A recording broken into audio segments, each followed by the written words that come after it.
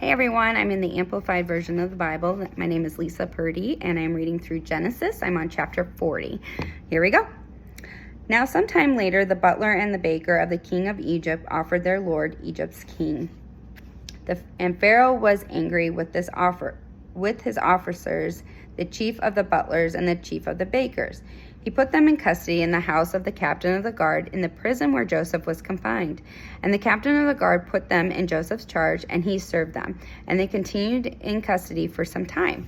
And they both dreamed a dream in the same night, each man according to the personal significance of the interpretation of his dream, the butler and the baker of the king of Egypt, who were confined in the prison. When Joseph came to them in the morning and looked at them, he saw what they were sad and depressed. And he asked Pharaoh's officers who were in custody with him in his master's house, "Why do you look so dejected and sad today?" And they said to him, "We have dreamed dreams, and there is no one to interpret them." So Joseph said to them, "Do not interpretations belong to God? Tell me your dreams, and I pray you."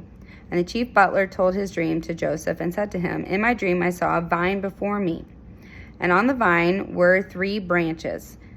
Then it was as though it budded, and its blossoms burst forth, and clusters of them brought forth ripe vines almost all at once. Pharaoh's cup was in my hand, and I took the grapes and pressed them into Pharaoh's cup. Then I gave the cup into Pharaoh's hand."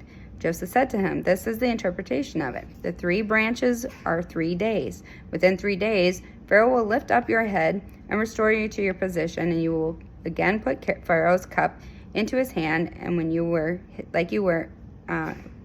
is his butler. But think of me when it shall be well with you, and show kindness, I beg of you, to me, and mention me to Pharaoh, and get me out of this house. For truly I was carried away from the land of the Hebrews by unlawful force, and here too I have done nothing for which they have put me in this dungeon." When the chief baker saw that the interpretation was good, he said to Joseph, "I also dreamed, and behold, I had 3 cake baskets on my head. And in the uppermost basket were some of the kinds of baked food for Pharaoh. But the birds of prey were eating out of the basket on my head." And Joseph answered, "This is the interpretation of it. 3 baskets are 3 days. Within 3 days, Pharaoh will lift up your head, but will have you beheaded and hung on a tree, and you will not so much as be given burial, but the birds will eat of your flesh." And on the 3rd day, Pharaoh's birthday, he made a feast for all his servants, and he lifted up the heads of the chief butler and the chief baker by inviting them also among his servants. And he restored the chief butler to the his butlership, and his butler gave the cup to Pharaoh into Pharaoh's hand. But Pharaoh hanged the chief baker, as Joseph had interpreted to them. But even after all that, the chief butler gave no thought to Joseph, but forgot all about him. So the timing wasn't right. Joseph, it's interesting because we don't see Joseph praying about these, but as they discuss their dreams, he obviously has the interpretation from God, because he says interpretations are God's. God's to be told. So he tells them immediately this is what the interpretation is.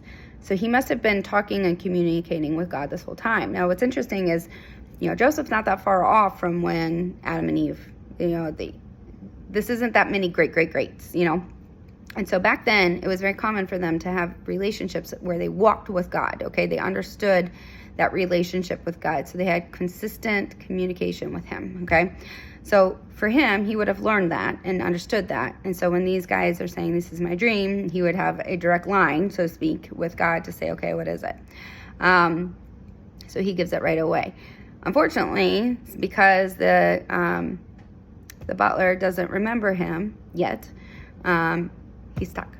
But this comes up later because we'll see that changes down the road, okay? So the timing isn't right yet for him to come out of this predicament, but it will, and the timing is always perfect. So I hope this is good, helps you get into the Word and helps you see how God's timing is always perfect, even though it's not always fun.